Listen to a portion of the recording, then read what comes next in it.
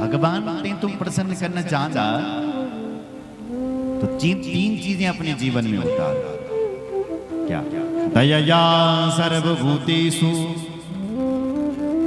संतुष्ट्या येन कीनव सर्वेन्द्रियोपशान्त्या च तुष्यत्यासु जनार्दन। अगर तुम भगवान की बिल प्रसन्न करना चाहता वासुकीनाग को तो अपने जीवन में दया को उतारो। सबसे पहला काम दया। अच्छा, दया किस पर होनी चाहिए? कोई अपना हो चाहे पराया हो, सब पर दया करो, क्योंकि दया धर्म का मूल है। आपन्ने रक्षतव्यम तु दयसा परिकीर्तिता। दया आपत्ति काल में, विपत्ति काल में दया करना सीखो। कई लोग देखे होंगे आपने, आजकल हमारे जवान अपनी जिंदगी को जोखिम में डाल करके कई भी समाज सेवी दूसरों की हेल्प करते हैं, मदद करते हैं। वो सेवा उस समय नारायण सेवा हो जाती है। तो जब कोई आपत्ति काल में हो, विपत्ति काल में हो, उस समय तुमने दया दिखानी, चाहे वो अपना हो चाहे पराया। जो बल आपत्ति काल में दूसरे की हेल्प करता है, उससे बल भगवान प्रसन्न होता है। और जब तुम कभी आफत में आल तो भगवान स्वयं तुम्हारी हेल्प करने के लिए आ जाए। ऐसा तो नहीं होगा कि भगवान प्रकट हो जाएंगे, किसी न किसी माध्यम से तुम्हारी हेल्प करवाएंगे, तुम्हारी सहायता करवाएंगे। इसलिए कोई अपना हो चाहे पराया हो, यदि कोई आपत्ति काल में, विपत्ति काल में छो, फिर उस पर दया करनी चाहिए। सुंदर। दूसरी बात, अगर वासुकीनाग को, मां को, भगवान शंकर को प्रसन्न करना चाहते हो तो अपनी जीवन में दूसरी बात ये उतारो, संतुष्टिया येन कीनव। संतोष रखो। कई लोग असंतोषी होना ना होना, हर स्थिति में प्रसन्न रहो, संतोष। जब आवे संतोष धन, सब धन दूरी सम्मान। इस दुनिया में सबसे बड़ा धन है तो वो संतोष का धन है।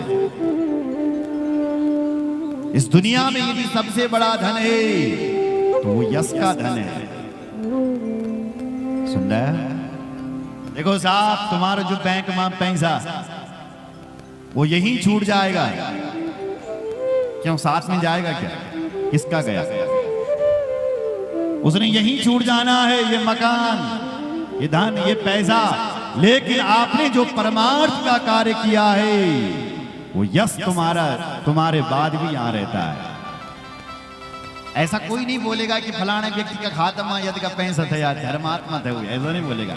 लेकिन तुमने यदि किसी आश्रम का निर्माण किया है, तुमने यदि मंदिर पर कोई मंदिर बनवाया है, या कोई कुआं बनाया है, या कोई झरना, या कोई इत्यादि समाज की चीजें बनाई है, तो उसको लोग याद कर ले वो फलाने व्यक्ति ने किया था, तो यस, वो तुम्हारा नाम आता रहेगा।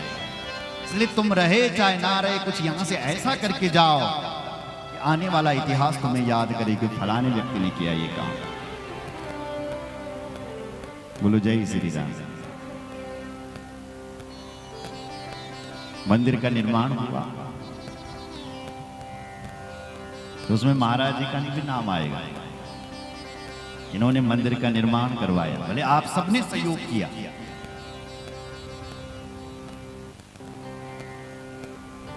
संग शक्ति बड़ी बलवान होती है साहब। संग कुछ भी कर सकता है, पर नाम आएगा साहब।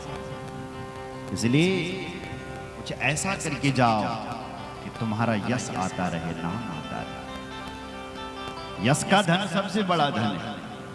और दूसरी बात है कि संतोष रखो। सबसे बड़ा, आजकल लोग असंतुष्ट हैं, संतुष्ट नहीं। क्यों? बोले फलाना का दुई होटल बढ़िया और मेरा योग भी नहीं, इसलिए असंतुष्ट। यहां भी मकान बना दिया, वहां होटल बना दिया, अपने राम के पास क्या है, इसलिए असंतुष्ट। अरे तुम्हारे पास जितना है उतना किसी के पास नहीं है। आप कहेंगे क्या हमारे पास तो कुछ नहीं। देखो भाई, आपके पास एक स्वस्थ शरीर है, क्यों है कि नहीं? तो वही सबसे बड़ा धन है। मेरी माँ, इस दुनिया में कई लोग ऐसे हैं जो हॉस्पिटलों में पड़े हैं। चले जाइए हॉस्पिटल में, 12 महीने लोग बीमार रहते हैं। और दुनिया का यदि सबसे दुख यदि है ना, सबसे बड़ा दुख है, तो वो दुख है यदि कोई बीमारी लग गई, रोग पैदा हो गया है। रोगी व्यक्ति कुछ ना कर सकते, फिर कहां से होगा? शरीर तो रोगी हो गया है। रोगी से कुछ नहीं हो सकता है। इसलिए पहली प्रार्थना सुबह उठ करके ये करना, हे भगवान, धन बाद में देना, पद बाद में देना, प्रतिष्ठा बाद में देना, सबसे पहले मुझे निरोग रखना बस। अगर हम स्वस्थ शरीर वाले हैं तो आपके पास ये सबसे बड़ा धन है। 3 जगह व्यक्ति को वैराग्य होता है माताओं सज्जनों। पहला, जब वो रोगी होता है तो उसको वैराग्य जाग जाता है। दूसरा, शमशान में जब व्यक्ति अपनों को जला करके आता है तो उसे वैराग्य होता है। और तीसरा, वैराग्य कथा सुन करके होता है।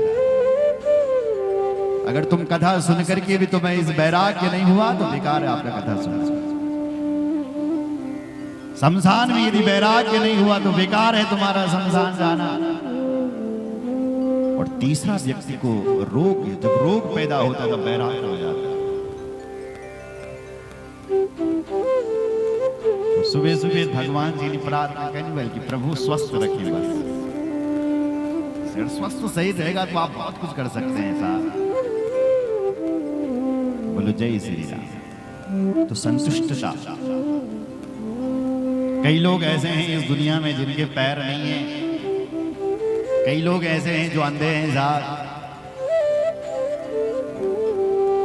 कई लोग ऐसे हैं जो अनाथ हैं।